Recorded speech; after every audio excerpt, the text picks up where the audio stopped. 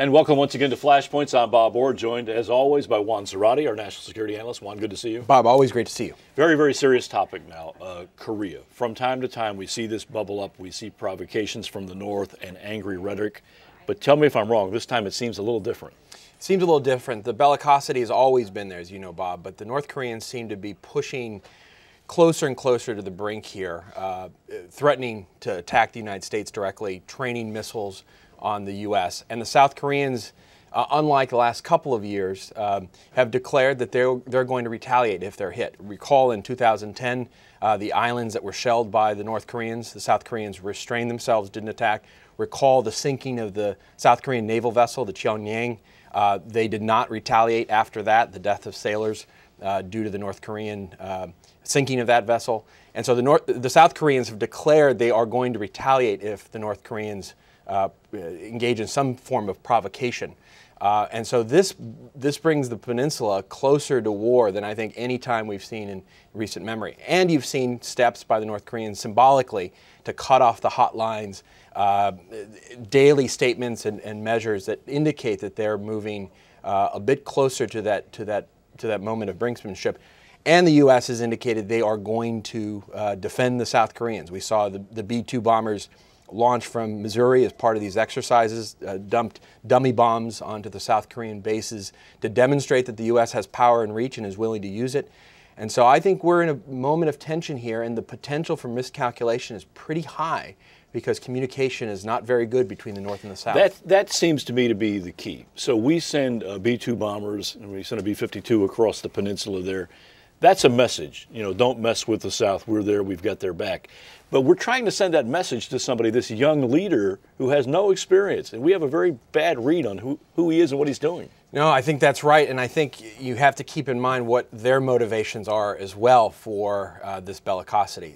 Much of this is for internal consumption. This is a young leader. This is a dynastic handover. Keep in mind that Kim Jong-un has only been in power a few months here. And so he's trying to consolidate his power with the military as well as the elite. And part of that is demonstrating strength. And that's been the explanation, I think, for the missile launches and other things.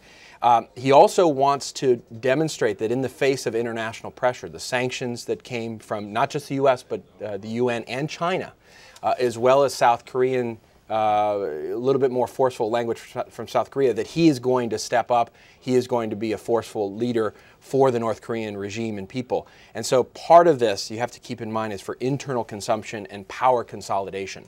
Who's really in charge, though? Do we know? Do we have a good feel? Is it the military that's calling the shots over there, or is it this young leader? And which is more dangerous? I don't think we know for sure, Bob, and I think that's part of the problem. It appears that Kim Jong-un has started to consolidate some of his power and found some of his voice. But recall that when he assumed power, there was a sense that he was being surrounded by older guard elements of the former regime and the military, if you will, viceroys who were helping him with the transition and with some of his decision making.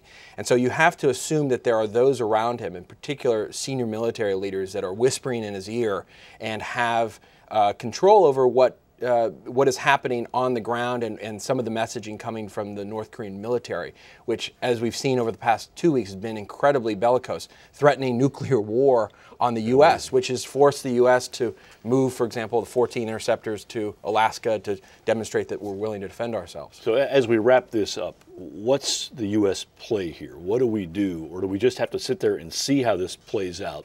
And what's the risk that a mistake could happen here?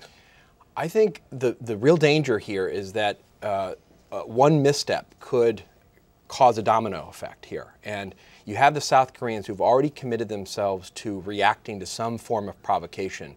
If the North decides they want to shell an island, a South Korean island, or take some provocative step, I would expect the South Koreans to respond. And what happens at that point is unclear. Does it escalate quickly? Is Seoul in danger at that point? Are our military bases in danger? This has the real potential of being a serious flashpoint based on one miscalculation. And so the U.S. wants to keep the temperature low, wants to demonstrate deterrence so as to warn the North Koreans not to take a misstep. And I think the North and the South have to find a way of communicating. One good sign, some of the commercial ventures that the North and South have underway are still open. Still open. So that's good. Well, it's very, very frightening. I think we have to keep an eye on this one. Very dangerous. All right, Juan, thanks as always. Thank you, Bob. And thanks to you for watching Flashpoints. I'm Bob Orr. We'll see you again next time.